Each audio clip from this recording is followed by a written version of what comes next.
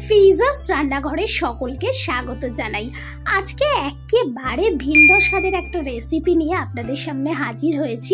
আজকে দেখাবো এগ ডাল ফ্রাই রেসিপি। এই এগ ডাল ফ্রাইটা কিভাবে আপনারা চটজলদি বাড়িতে বানাতে পারেন আর স্বাদও অসাধারণ হতে পারে, সেটাই আজকে আপনাদের সঙ্গে শেয়ার করতে চলে এসেছি।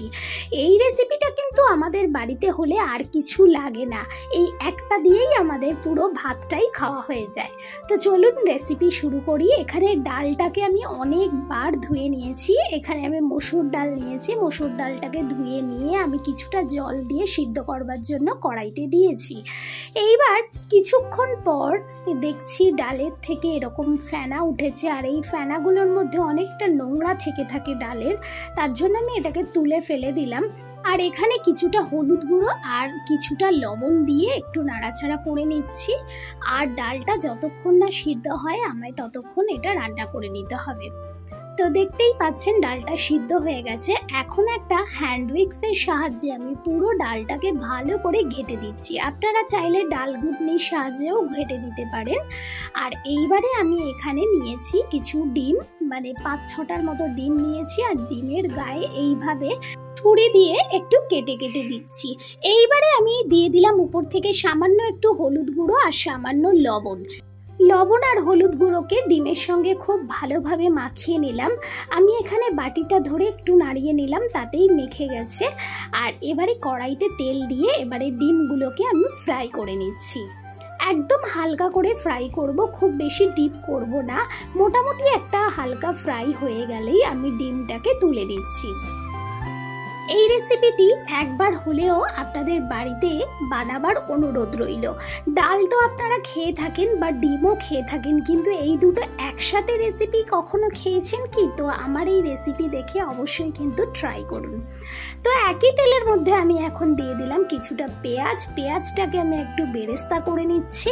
তো প্রথমে একটু ভালো করে লালচে মতো বাদামি কালার করে নিয়েছি। এখন বেরেস্তাটা তুলে রেখে দিচ্ছি, এটা আমার শেষে কাজে লাগবে।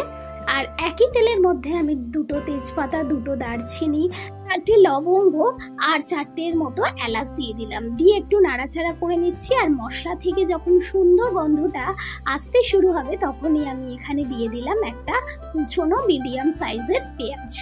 আমি এখানে পেঁয়াজগুলো লম্বা লম্বা করেই কেটেছি। আর এবারে পেঁয়াজটা একটু ভাজা ভাজা হয়ে গেছে, তখন আমি দিয়ে দিচ্ছি টুকরো করে রাখা টমেটোগুলোকে কিন্তু আমি খুবই ছোট ছোট করে কেটেছি। আপনারা চাইলে এখানে পেস্টও ব্যবহার করতে পারেন, তবে এরকমভাবে কাটাটাই বেশি ভালো লাগে।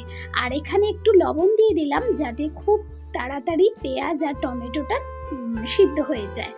আর এখানে দিয়ে দিলাম 1 টিস্পুনের মতো আদা বাটা ও 1 টিস্পুনের মতো রসুন বাটা, দিয়ে আবারও ভালো করে নাড়াচাড়া করে নিচ্ছি। মশলাটা একটু কষানো হয়ে গেছে 1-2 মিনিটের মতো। এবারে আমি দিয়ে দিলাম 1/2 টিস্পুন লঙ্কার গুঁড়ো, 1/2 টিস্পুন হলুদের গুঁড়ো, 1/2 টিস্পুন জিরের গুঁড়ো, 1/2 টিস্পুন ধনের গুঁড়ো। আর এখন দিয়ে দিচ্ছি 1/2 টিস্পুনের মতো কাশ্মীরি রেড চিলি পাউডার। এই মশলাগুলো দিয়ে আবারও পেঁয়াজের সঙ্গে ভালো করে কষিয়ে নিয়েছি। আর এখন দেখতেই পাচ্ছেন তেল ছাড়তে শুরু হয়েছে, তখন আমি সামান্য একটু জল দিয়ে দিলাম। দিয়ে ভালো করে মশলাটাকে আরও 2 মিনিটের মতো কষিয়ে নেব। আর উপর থেকে এখন দিয়ে দিলাম কিছুটা কাঁচা লঙ্কা চেরা। এবারে ভালো করে মশলাটা কষানো হয়ে গেছে। এইবারে আমি সিদ্ধ করে রাখা ডালটা দিয়ে দিলাম এই মশলার মধ্যে। এবারে মশলার সঙ্গে ডালটাকে খুব ভালো করে একটু নাড়াচাড়া করে 2-3 মিনিটের মতো ভালো করে রান্না করব, যাতে মশলাটার সমস্ত ফ্লেভারটা ডালের মধ্যে আসে। আর এবারে একটু বড় করে রাখা টমেটো আর ডিমগুলোকে দিয়ে দিলাম, দিয়ে উপর থেকে একটু ধনেপাতা দিয়ে দিলাম।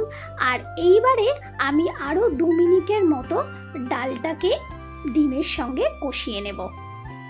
এখন আমি উপর থেকে দিয়ে দিচ্ছি কিছুটা চাট মশলা আর দিয়ে দিলাম সামান্য একটু গরম মশলা।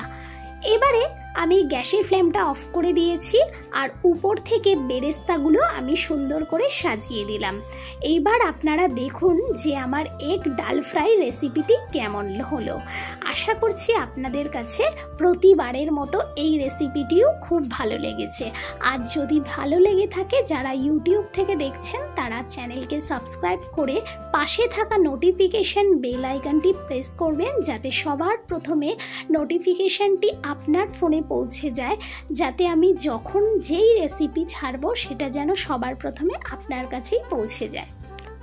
এখন আমি একটা সার্ভিং বলে সার্ভ করে নিয়েছি, আর দেখে লোভ লাগছে কিনা আমার অনুরোধ আপনারা একবার বাড়িতে বানান আর আমাকে কমেন্ট করে জানান যে রেসিপি আপনাদের কাছে কেমন লাগলো। তো সবাই ভালো থাকবেন, সুস্থ থাকবেন।